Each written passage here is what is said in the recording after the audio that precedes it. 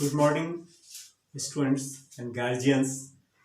Lockdown के period में physics के क्लासेस ऑनलाइन हैं, इसलिए मैंने भी यूट्यूब चैनल पर फिजिक्स क्लासेस की शुरुआत की है। फिजिक्स क्लासेस ऑफ एस प्रसाद। इसमें दो संभाग हैं, एक क्लास 11 के लिए और एक क्लास 12 के लिए।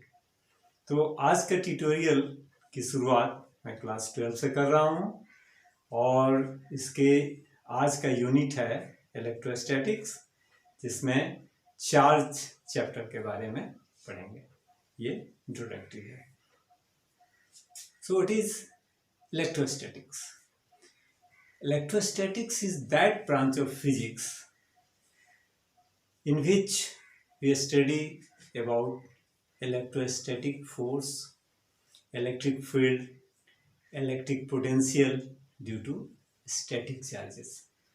मतलब कि फिजिक्स के उस ब्रांच को हम लोग इलेक्ट्रोस्टैटिक्स कहते हैं, जिसमें हम लोग इलेक्ट्रिक फील्ड के बारे में, इलेक्ट्रोस्टैटिक फोर्स के बारे में, इलेक्ट्रिक पोटेंशियल के बारे में अध्ययन करते हैं।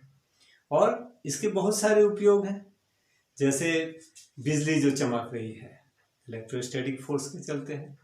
इलेक्ट्रॉनिक प्रिंटिंग इलेक्ट्रोस्टैटिक का एप्लीकेशन है। उसी तरह से एटॉमिक स्ट्रक्चर इलेक्ट्रोस्टैटिक्स का है। कैपेसिटर के बारे में हम लोग पढ़ते हैं। तो इस तरह से वन डी ग्राफ जनरेटर है, या जो भी पावर प्लांट्स में इसका प्रदूषण को सुरक्षा के लिए हम लोग उपयोग करते हैं, इलेक्ट्रोस्टैटिक्स का उपयोग करते हैं। तो इलेक्ट्रोस्टैटिक्स के अंदर हम लोग डिफरेंट प्रॉपर्टीज के बारे में पढ़ेंगे। मतलब स्टैटिक चार्जेस के बारे में पढ़ रहे हैं। और स्टैटिक चार्जेस कहाँ से आता है? Charge of electron. इलेक्ट्रॉन को हम लोग बेसिक चार्ज कहते हैं और इसका वैल्यू कितना होता है? ई, इसको ई से इंडिकेट करते हैं। इसका वैल्यू होता है 1.6 इंटू 10⁻⁻19 कूलम। कूलम साइंटिस्ट के नाम से हम लोग इसके यूनिट को कहते हैं, इसलिए इसके यूनिट को कैपिटल सी से इंडिकेट करते हैं। तो सबसे पहले हम लोग चार्ज के बारे में जाने कि ये चार्ज है क्या। तो charge is that physical quantity due to which a force of repulsion is experienced on similar charged bodies। मतलब चार्ज एक ऐसा फिजिकल क्वांटिटी है जिससे वो अपने जैसे नेचर वाले दूसरे चार्ज बॉडी पर रिपल्सिव फोर्स, विकर्षण बल लगाता है, तो उसको हम लोग चार्ज कहते हैं।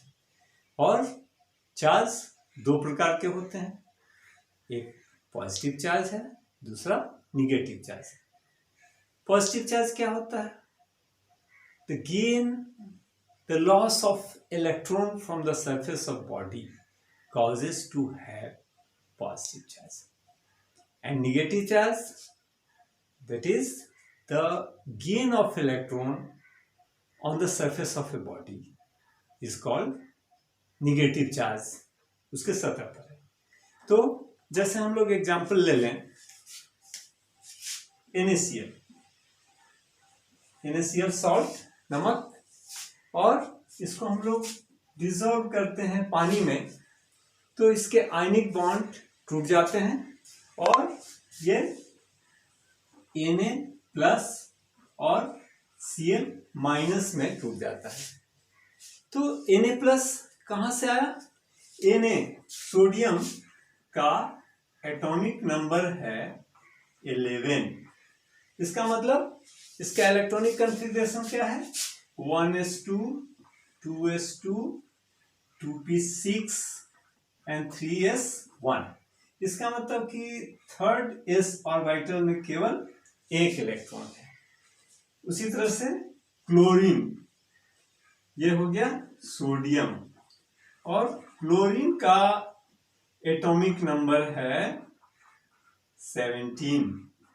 मतलब इसका इलेक्ट्रॉनिक कॉन्फ़िगरेशन को हम लोग क्या लिख सकते हैं, 1s2 2s2 2p6 3s2 and 3p5।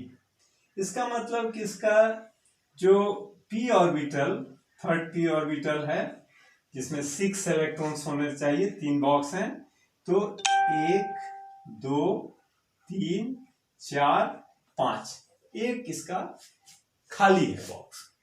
तो इसका सोडियम का इलेक्ट्रॉन ट्रांसफर हो जाता है क्लोरीन पर, ताकि इसका ऑक्टेट पूरा हो जाता है, और इस पर एक्स्ट्रा एक चार्ज इलेक्ट्रॉन आने के चलते इस पर निगेटिव चार्ज आ जाता है, और ये अपना एक इलेक्ट्रॉन लूज करता है तो उस पर पॉजिटिव चार्ज है।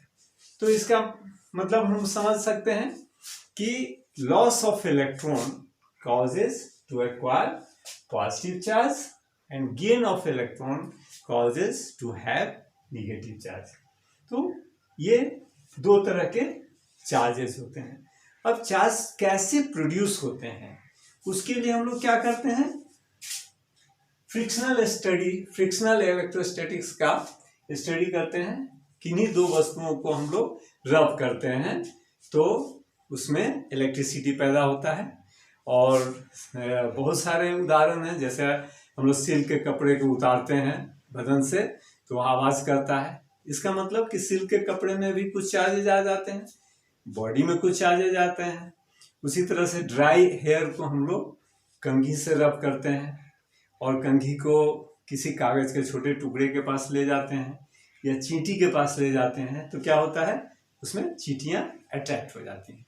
तो यहाँ पर भी जब हम लोग कंघी को रब करते हैं तो उसमें इलेक्ट्रोस्टैटिक चार्जेज आता है। तो इस तरह से एक सीरीज बना हुआ है, इलेक्ट्रोस्टैटिक सीरीज, जिसमें बहुत सारे सब्सटेंस को स्टिमुलेट किया गया है।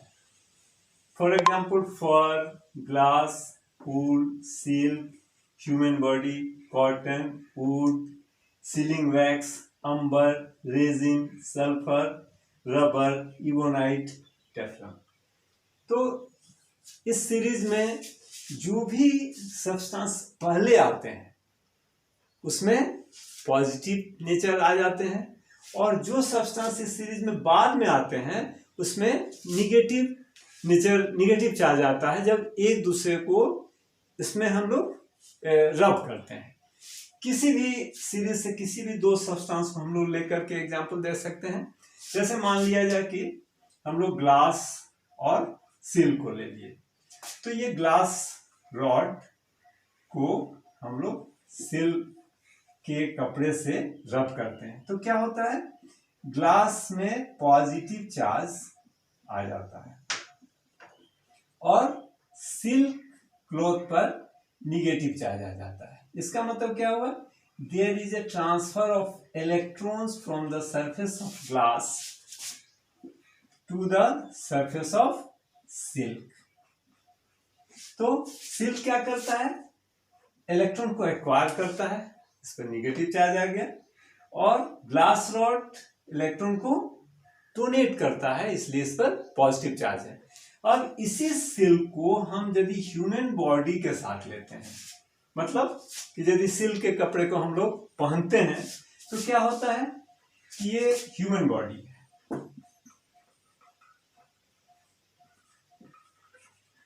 तो इस सिल्क को जब हम लोग ह्यूमन बॉडी के साथ लेते हैं तो यहां पर क्या होगा, यहां पर सिल्क से ट्रांसफर हो जाता है ह्यूमन बॉडी पर इलेक्ट्रॉन का, और सिल्क में पॉजिटिव चार्ज आ जाता है और ह्यूमन बॉडी में निगेटिव चार्ज आ जाता है। इसका मतलब कि इस सीरीज में जो नीचे वाले सब्सटेंस हैं अपने ऊपर वाले सब्सटेंस से इलेक्ट्रॉन लेते हैं और ऊपर वाला सब्सटेंस इलेक्ट्रॉन को देता है। तो इस तरह से ये सीरीज बना गया है जिसको हम लोग कहते हैं इलेक्ट्रोस्टैटिक सीरीज।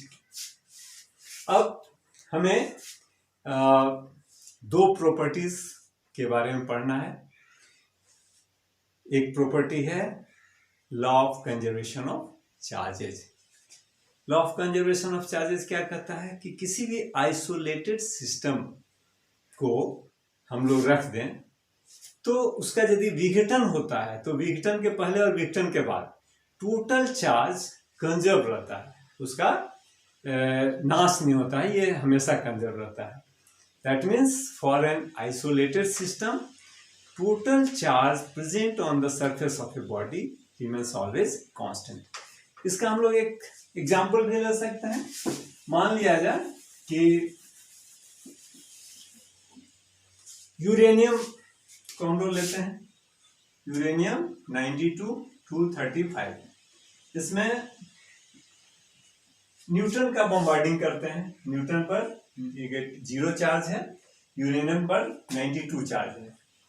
आफ्टर दिस क्या बनता है, बेरियम 56 141 और क्रिप्टन 36 92 प्लस 3 न्यूट्रॉन रिलीज होते हैं।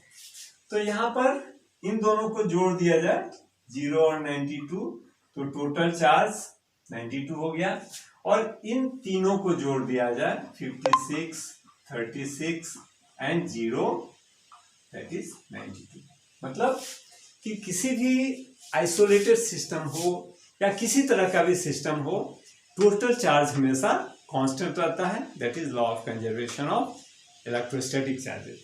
सेकेंड जो उसका प्रॉपर्टी है that is law of quantization of charges. Law of quantization of charges क्या होता है, क्वांटाइज रहता है, चार्ज फिक्स रहता है। मतलब this law states that total charge present on the surface of a body is an integral multiple of basic charge of an electron. If total charge is Q, that means it from the law of quantization of charges, Q equals to N into E, and E is the basic charge of an electron, 1.6 into 10 to the power minus 19 coulomb. And what is N? N is an integer. Integer, that means it may be 1, 2, 3, 4 and so on. So total charge present on the surface of body is integer multiple of basic charge of an electron. This is law of quantization of charges. So this is all about charge. और इस पर एक homework का question हम लोग note कर लें। Find the nature and amount of charge present in 18 milligram of pure water if all of its electrons are removed। यदि किसी प्योर वाटर का 18 मिलीग्राम ले लेते हैं और इसके सारे इलेक्ट्रॉन्स को हम लोग रिमूव करते हैं, तो इस पर किस नेचर का चार्ज आ जाएगा और टोटल चार्ज कितना होगा, इसको बताना है। तो ये हम लोग नेक्स्ट वीडियो में इसको समझेंगे। आज के लिए इतना ही। Thank you.